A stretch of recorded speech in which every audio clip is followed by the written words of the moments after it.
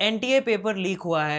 देश के लाखों छात्र निराश हैं इस बात को लेके। क्या आप जनता जनता कर रहे हो? इतना नहीं होता है सर जनता। कॉकरोच जनता पार्टी 20 मिलियन के ऊपर फॉलोअर्स हो चुके हैं उनके। लन फार्मा आपको 1.5 लाख दे तो क्या आप सन की जगह लन लेंगे? आपकी पार्टी पे लगातार इल्जाम लगते हैं इलेक्शंस के वक्त कि आप ईवीएम के साथ छेड़खानी करते हैं। लवड़े मबूज। वेलकम टू माय पॉडकास्ट, जिसमें हम सोसाइटी के उन हीरोज को लेके आते हैं जिनके बारे में कोई बात नहीं करता। आज हम लेके आए हैं आपके लिए our special guest Netaji Yadav Chadha ji. Sir, आपका नाम यादव चड्ढा, दोनों सरनेम क्यों है? क्योंकि मैं कास्ट की पॉलिटिक्स करता हूँ ना, तो यादव चड्ढा सिंह। सिंह कब से? यादव चड्ढा सिंह कब से हो गए? अब पंजाब में इलेक्शन आ रहे हैं ना, तो इसीलिए पीटर यादव चड्ढा सिंह। पीटर क्यों ऐड कर दिया अब आपने? अरे पंजाब में कौन सा हम जीतने वाले हैं, तो इस वजह से फिर गोवा ट्राई करेंगे। तो पीटर यादव चड्ढा सिंह यूसुफ। यूसुफ? बहन के लोड़े, कश्मीर में सरकार नहीं बनानी क्या? ओ ठीक है। तो पीटर यादव चड्ढा सिंह यूसुफ जी। अली मजारी। सर, आप ठीक तो हैं? आप तब से कैमरा की तरफ देख के एक टक ऐसे ऑकवर्ड लग रहे हैं। आप ठीक तो हैं? अरे मादर चोदो, ये जो टोपी पहनाई है मेरे को, ये हिलने नहीं दे रही है मेरे को। देख रहे हो कितना प्रोडक्शन हमारा घोटालेबाज है। प्रोडक्शन को हमने पैसा दिया था एक टोपी के लिए, सारा बजट खा गए, ये दिया है ये। और हम लोगों को बोलते हैं कि नेता लोग हैं जो करप्ट हैं। सॉरी सर, शांत हो जाइए, शांत हो जाइए। तो नेताजी, आप बताना चाहेंगे हमारे दर्शकों को कि आपकी पॉलिटिक्स में शुरुआत कैसे हुई? कैसा था आपका बचपन and what led for you to come into this line? Sir, मेरी ना एक सोच है। अच्छा। वो मेरी सोच ये है कि नेता बनने के लिए जो स्किल सेट आपको चाहिए, अच्छा। एक विधायक बनने के लिए जो आपको टैलेंट चाहिए, हाँ जी, उसके साथ आपको पैदा होना पड़ता है। ओह अच्छा। आप ये किसी स्कूल, यूनिवर्सिटी, किसी गुरुकुल से सीख नहीं सकते हो ये स्किल्स। वाह, इंटरेस्टिंग। कोई किताब नहीं है जो आपको नेता बना दे। सही। आपको पैदा ही गलीच होना पड़ेगा। अच्छा। कि आपके अंदर फरेब, झूठ बोलने की आदत, झूठे वादे करने की एक आदत, लत होनी चाहिए। अच्छा। आपको ये चीजें ट्रिगर करें अंदर से, आपका डोपामाइन इंक्रीज करें। अच्छा। तो ये जो चीज मेरे साथ बचपन से थी, तो बचपन से ही मैं एक झूठा मक्कार किस्म का आदमी था। तो बचपन में मैंने अपने माँ बाप को झूठे वादे किए कि आप मुझे कंप्यूटर ले दो, मैं ये कर दूंगा, मैं पढ़ाई में अव्वल हो जाऊंगा, मैं पूरे स्कूल का नाम रोशन कर दूंगा। तो लेके दिया उन्होंने कंप्यूटर आपको? बिल्कुल सर। अच्छा। और उसके पीछे का एक मेरा पर्सनल मकसद था। क्या मकसद था आपका? पॉर्न। ओह। मुझे ब्लू फिल्मों का काफ़ी चस्का लग गया था। ओह। तो इस वजह से जिस घर में मैंने देखी थी, हाँ जी। उसके पास कंप्यूटर था, तो उसके बाद मैंने दिन रात दबा के ब्लू फिल्में देखी हैं। उसके बाद मैं कॉलेज गया। अच्छा। कॉलेज में जाके जो मैंने झूठे वादे करके लड़कियां फंसाई हैं, शादी के झूठे वादे किए, कम से कम 4-5 लड़कियां तो पेट से हो गई थी मेरी शादी के उससे। ओह।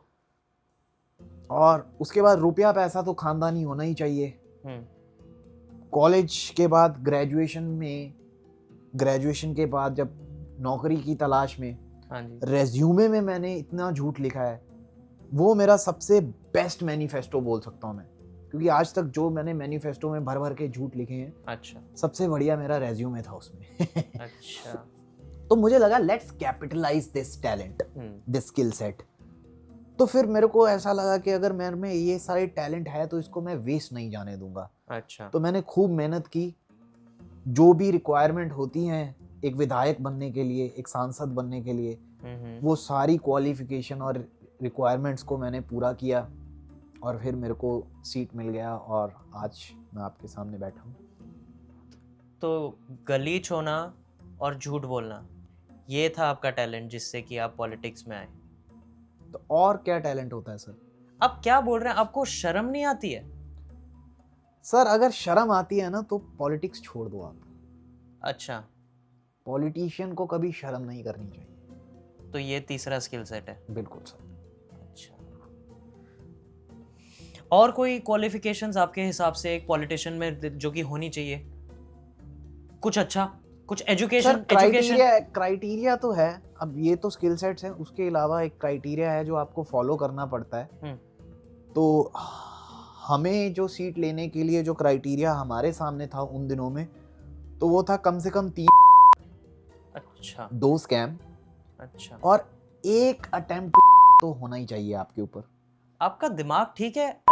कितना हीनियस क्राइम होता है, आप क्या बोले जा रहे हैं? तो सर आपको क्या लगता है कि ये छोटे मोटे मोलेस्टेशन, लौंडियाबाजी, लड़की छेड़छाड़ से आप सांसद बन जाओगे, आप पार्लियामेंट में घुस जाओगे? ऐसा नहीं होता है सर, कुछ बड़ा करना पड़ता है। देश की अर्थव्यवस्था, देश का सब हमारे हाथ में है, तो उसको ऐसे किसी अरे गहरे नत्थु खैरे को नहीं दे देंगे, कम टैलेंटेड लोगों को नहीं देंगे, तो बड़ा क्राइम ही करना पड़ेगा उसके लिए। तो एज अ पॉलिटिशियन आपका दिनचर्या क्या रहता है? पूरे दिन में आप क्या क्या करते हैं? क्या आप हमारे दर्शकों को बताना चाहेंगे प्लीज?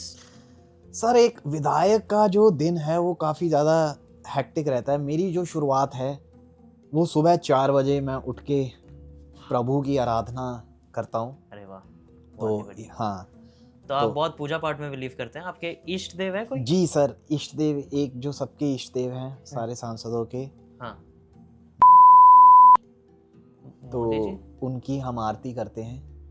की आरती भी है कोई? हाँ सर, आपको नहीं पता? नहीं। चलो आप हाथ जोड़ो, आंखें बंद करो, ओके। मेरे साथ रिपीट करो। हाँ जी।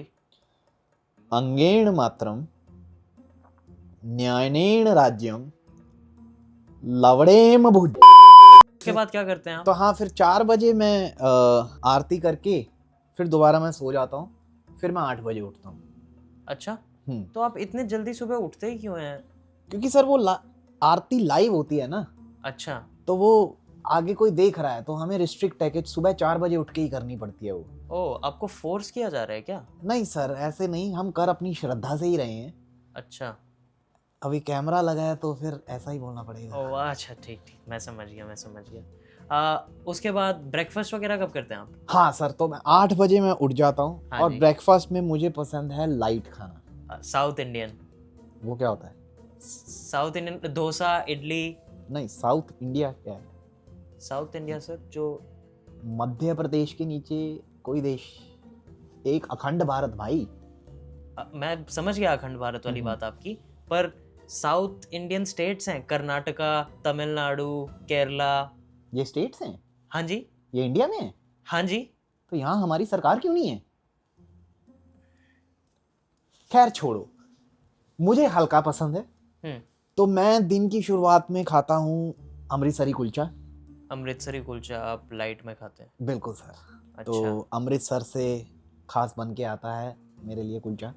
आप लखनऊ में रहते हैं और आपके लिए अमृतसर से कुलचा बन के आता है?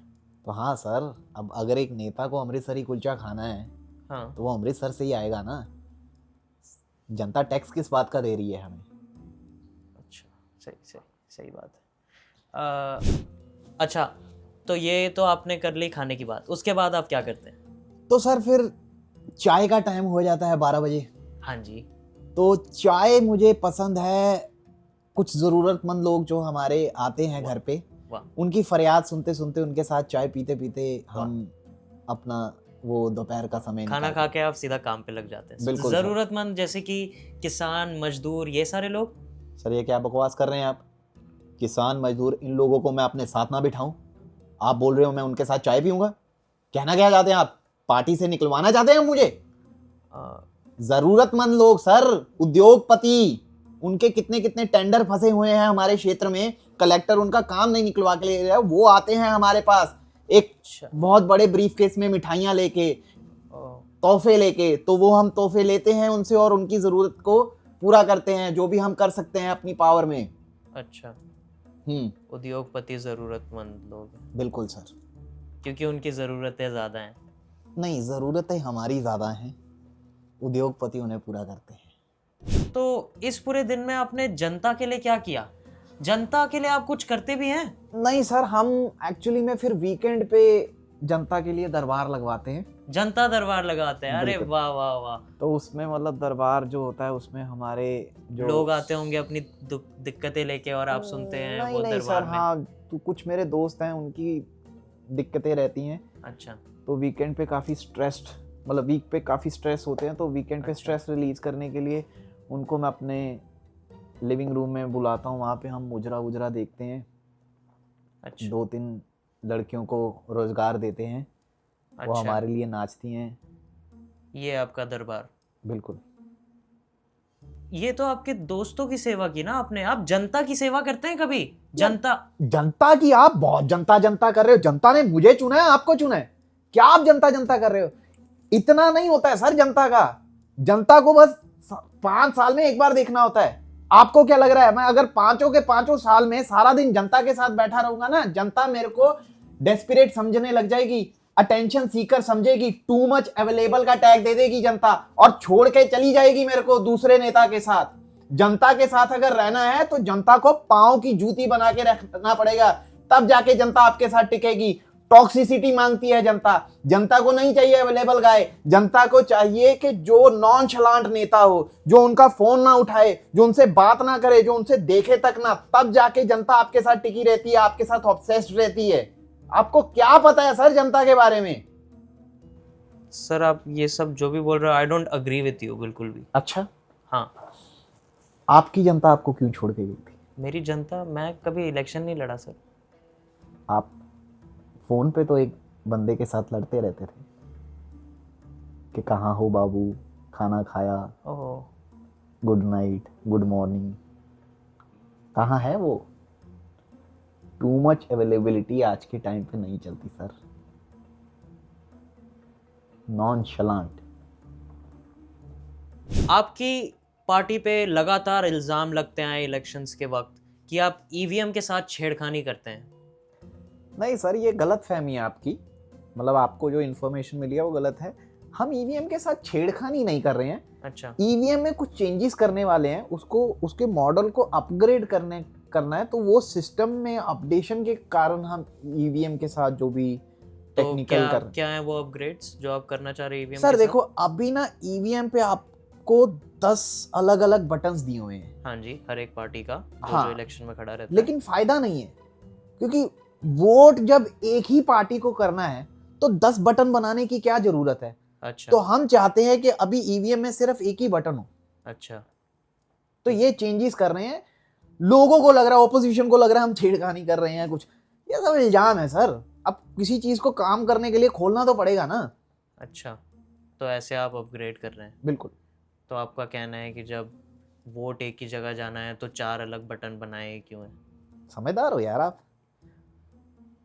भी पॉलिटिक्स में आ सकते हो। मैं पॉलिटिक्स में आ सकता हूँ? बिल्कुल सर। अब अपने बारे में बताइए आप जरा। मैं बचपन से ही हमेशा सही को सही और गलत को गलत बोलते आया हूँ। जाति पाति के बेसिस पे भेदभाव बिल्कुल नहीं करता हूँ। रिलीजन के मामले में तो बिल्कुल नहीं। मेरा बेस्ट फ्रेंड एक मुसलमान है और मैंने ग्रेजुएशन किया हुआ है मैकेनिकल इंजीनियरिंग से। तो यार आपको तो आना चाहिए पॉलिटिक्स में। हाँ जी, बिल्कुल। तो आपकी पार्टी मुझे टिकट देगी? मैं क्या नहीं आपकी सर, पार्टी में आप पॉलिटिक्स में वोटर बहुत अच्छे बन सकते हो, तो आपको आना चाहिए। आप वोट दीजिए, जिम्मेदार व्यक्ति हैं आप, वोट दीजिए। ईवीएम में किसी भी बटन को दबा दीजिए, मुझे वोट मिल जाएगा। एनटीए पेपर लीक हुआ है। देश के लाखों छात्र निराश हैं इस बात को लेके। सरकार से लगातार सवाल पूछ रहे हैं कि ये कैसे होने दिया आप लोगों ने। सर ये तो बहुत अच्छा इनिशिएटिव है सरकार की तरफ से, हम इसका पूरा समर्थन करते हैं। पेपर लीक का समर्थन करते हैं आप? बिल्कुल सर। अब आप देखिए कितने बच्चे थे जिनकी तैयारी नहीं थी, जो अच्छा। राजेंद्र नगर में या कोटा में हम्म, सारा लौंडियाबाजी करते रहे, रील बनाते रहे, हम्म, पढ़ नहीं पाए, हम्म, उनकी तैयारी नहीं थी पेपर आने से पहले तक, हम्म। तो वो सब लेते अच्छा, अगर पेपर हो जाता अच्छा, और रिजल्ट में वो फेल हो जाते। अच्छा। तो सरकार ने तो काफ़ी जानें बचाई हैं। पर सर इस पेपर लीक की वजह से कितने सैकड़ों क्वालिफाइड कैंडिडेट्स ने कर लिया है, उनकी जान का क्या? सर वो तो गरीब हैं और नीची जात के हैं, और पढ़ लिख के अगर तुम पेपर दे रहे हो तो तुम तो एक लूज़र मेंटालिटी वाले बंदे हुए ना। तो ऐसे लोगों की सरकार को कुछ नहीं पड़ी है। और सर पढ़ा लिखा यूथ हम्म, किसी काम का नहीं है। अच्छा। ये सब कोई देश में नहीं रहेगा। सर अमेरिका आप कनाडा संभल के बोलिए, जो भी बोल रहे हैं आपको पता होना चाहिए कि आजकल ऑनलाइन क्या मूवमेंट चालू हुआ है। कॉकरोच जनता पार्टी 20 मिलियन के ऊपर फॉलोअर्स हो चुके हैं उनके। वो एक फोर्स है टू रेकन विथ। बिल्कुल है सर, कोई डिनायल नहीं है। तो कॉकरोच जनता पार्टी को लेके आपकी पार्टी का कोई स्टैंड है? कुछ सोच रहे हैं आप लोग क्या? हाँ सर, कैसे आप काउंटर करेंगे? टेबल टॉक्स चल रही हैं उनके साथ। अच्छा, कॉकरोच जनता पार्टी के साथ? बिल्कुल सर, अभी उनका जो पार्टी का कार्यकर्ता है, हाँ जी। उनसे हमारी बात चल रही है।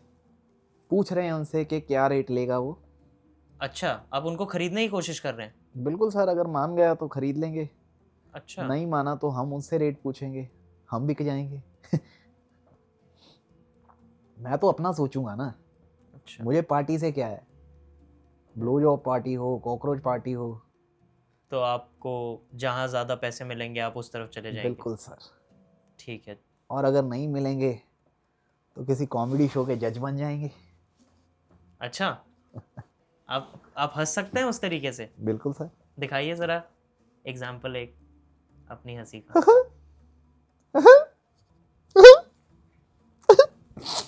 सर आपको पॉलिटिक्स में ही बने रहना चाहिए। ओके। हंसी आपकी आपको बहुत दूर नहीं ले जा पाएगी। ऑपोजिशन पार्टी के जो नेता हैं, जब वो पार्टी चेंज करके आपके पास आ जाते हैं तो मैजिकली उनके सारे पाप कैसे धुल जाते हैं? बिल्कुल सर, पाप धुल जाते हैं, क्योंकि उन्हें हम जैसे ही वो पार्टी में एंटर करते हैं गौमूत्र पे लाते हैं, तो गौमूत्र से सारे पाप धुल जाते हैं। ऐसे आप उनके पाप धो देते हैं? बिल्कुल सर। तो आप जब पार्टी में आए थे तो आपने भी गौमूत्र पिया था? बिल्कुल सर। अच्छा, क्या ऑब्सेशन है आपका गाय के साथ में ये? सर गाय के बहुत फायदे हैं सर। अच्छा, क्या फायदे हैं गाय के, गिनाएंगे आप हमें? हाँ सर, और भी गाय के काफ़ी फायदे हैं। जैसे गाय का मूत्र पीने से सारे पाप धुल जाते हैं, गाय की पीठ सहलाने से कैंसर ठीक होता है, और स्टेक तो आपको पता ही है कि कितना प्रोटीन और टेस्टी। आपकी पार्टी पे लगातार आरोप लगते आ रहे हैं कि वो ऑपोजिशन पे दबाव बनाने के लिए उनके लीडरों के घर पे ईडी की रेड कराती आ रही है। आप भी जब ऑपोजिशन में थे आपके घर में भी ईडी की रेड हुई थी, क्या कहना है आपका उस बारे में? सर वो दिन याद मत कराइए, अच्छा। आज भी दिल दहला देता है वो दिन। अच्छा। सर जब ईडी की रेड पड़ी थी तो जितना भी घर से कैश, हीरे, गहने, कागजात बरामद हुए थे, काला धन था जो आपका? बिल्कुल। पता लगा कि इतना तो शाह जी अपनी पार्टी में एंटर करने का दे देते हैं जितना मैंने दूसरी पार्टी में 40 साल रहने के बाद कमाया है। तो उसी दिन मैंने डिसाइड कर लिया कि माँ चुदा गई लॉयल्टी, मेरे को अब कमाना है पैसा। तो इसलिए ज़्यादा पैसे के चक्कर में मैंने ब्लो जॉब पार्टी ज्वाइन कर ली। कैसी बेहुदा बातें कर रहे हैं आप, एकदम पब्लिक को धोखा देने वाली बेईमानी भरी बातें कर रहे हैं आप। ये बेहुदा बात लगती है आपको? बिल्कुल सर। सर इससे लॉजिकल बात नहीं हो सकती है। आप मुझे एक बात बताइए, आप क्या काम करते थे इससे पहले? मैं आईटी में काम करता था इससे पहले। आईटी? हाँ जी। तो कौन सी कंपनी में थे आप? सन फार्मा। सन फार्मा। हाँ जी। और क्या मैं पूछ सकता हूँ कि कितने पैसे ले रहे थे आप? 55,000 पर मंथ।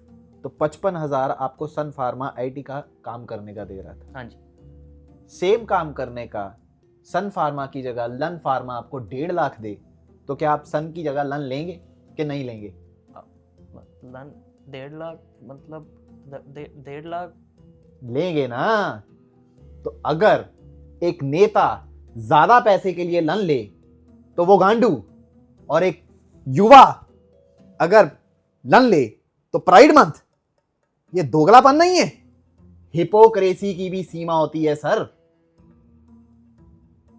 जियोपॉलिटिकली बहुत सारी उथल पुथल चल रही है, ऐसे में आपकी पार्टी का फॉरेन पॉलिसी को लेके क्या स्टैंड है? सर फॉरेन पॉलिसी का ना पार्टी अभी इतनी टेंशन ले नहीं रही है। अच्छा। क्योंकि फॉरेन अफेयर तो खुद हमारे प्रधानमंत्री चला रहे हैं।